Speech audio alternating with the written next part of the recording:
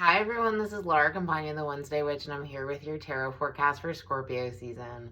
Scorpio season is also eclipse season this year. We had a Scorpio new moon solar eclipse on October 25th, and we're moving towards the Taurus full moon lunar eclipse on November 8th. So eclipses bring up a lot, and the first card for this season is the Tower. Now, the Tower is interesting because I teach tarot. I've been teaching a lot of classes in libraries around Massachusetts, which has been incredibly fun and delightful. To get to really share this sacred space in a public area with strangers and coming together to connect around intuition and magic, which is very, very Scorpio. Um, but Scorpio also elicits fear.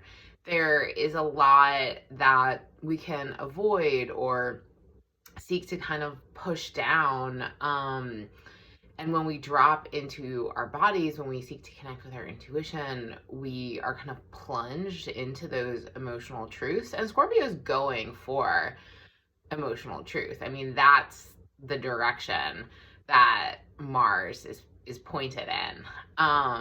Like radical honesty and transformation and, healing at the very root of it all.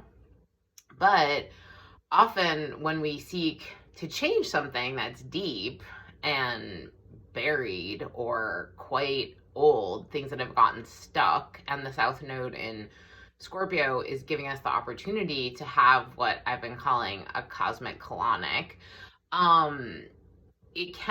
That's ultimately for our greatest health, but it can be really uncomfortable to let go of things that, are either rooted in fear or stuck from an experience of pain.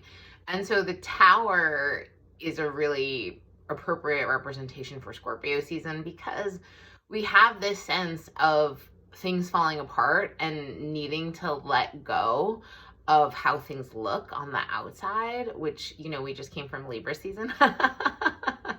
So every subsequent sign is an adjustment for the one before it. But, letting go of wanting things to appear perfect and pretty and nice, and really just being with the truth of what things are in this moment.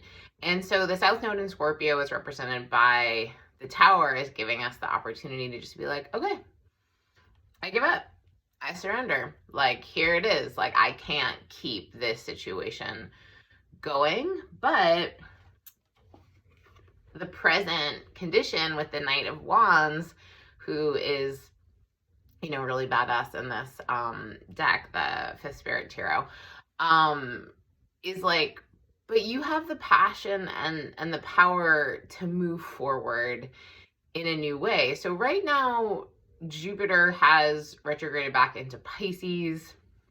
Mars is retrograde in Gemini, and that Mars is ruling Scorpio season. So there's a way in which we're going back to the small details and the little bits and the kind of the fine print of our life in order to reassess and get clarity and edit and cut things away, and in order to move forward with greater speed, stamina, skill, and passion in the new year, when Jupiter goes back into Aries. And we'll have Jupiter in Aries for the first 4+ months of the year next year, which will be great.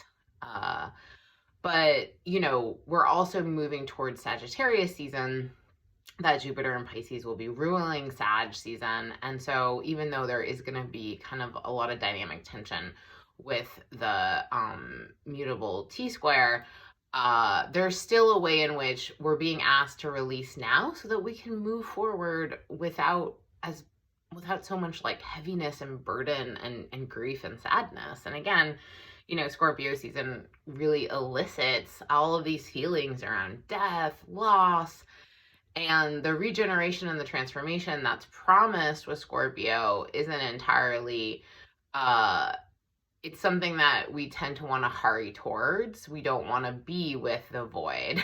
We don't want to like release into the unknown, but really transformation is about becoming something that like we couldn't be before, and also that we couldn't entirely see.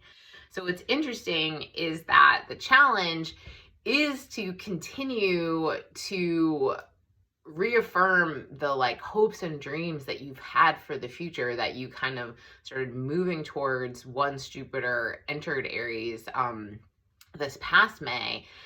But at the same time, you know, dreaming of a world that is more just, fair, loving, humane than the one that we have currently. And what role do you want to play to create that image that you have? Scorpio is also in relation to Taurus, so we have the North Node in Taurus on the other side, asking us about like, you know, what would it be like to have material security and have your needs met and all of these things. So our challenge is to initiate and move towards things that feel like they would bring us closer to that ideal that we're seeking.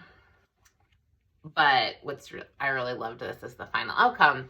We have the Eight of Swords, which is about feeling stuck and feeling like you can never get out of a situation that is terrible, and that where you're afraid and you feel like, oh gosh, like I'm trapped here. And then actually you realize through engagement with your own intuition and your five senses, your brain cannot get you out of this. It's actually a perspective shift that comes from breathing more fully into your entire system, into your body, and how you feel and what you smell and what you taste and what you hear, that actually you're not stuck at all. There is absolutely a easy, gentle, softer way out than you imagined possible. So this perspective shift is available to us in Scorpio season, as long as we're willing to kind of release and let go. And I always encourage folks to engage with that ancient practice of sacrifice. Like if you feel like there's something that the universe is like, hey baby,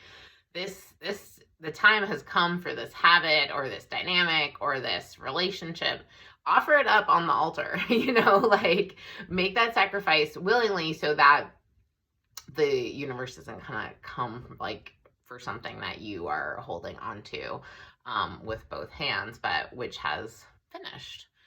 The bonus card was the Five of Wands, which is really just about not getting caught up in conflict. Mars in Gemini retrograde. Mars in Gemini is like, I'm right, I know, I, like a lot of emphasis on opinions and thoughts and like who's got the right facts. And honestly, the next 2.5 months with Mars retrograde in Gemini, it's really about you. Like focus on yourself, get your stuff really clean and clear, like fact check, do like proofread, you know, do all of that kind of nitty gritty detail work on your own stuff. And then if somebody wants to come at you or somebody wants to have a conversation, you can just be like, here's the receipts. I don't need to talk about this endlessly with you. There's really not a lot that can be accomplished during this time, except on yourself, which is a big, big deal, like an inner process. So I hope that Scorpio season is really gentle and loving. I have some exciting events coming up. I'm going to be presenting on the Lunar Mansions for AFAN on November 17th. I'm going to be doing a Sagittarius event with Lorraine Goldblum on the 22nd and offering an in-person tarot storytelling workshop in December. So I would love to see you there, and you can learn more at lauracampagnastrology.com. Take care, everyone.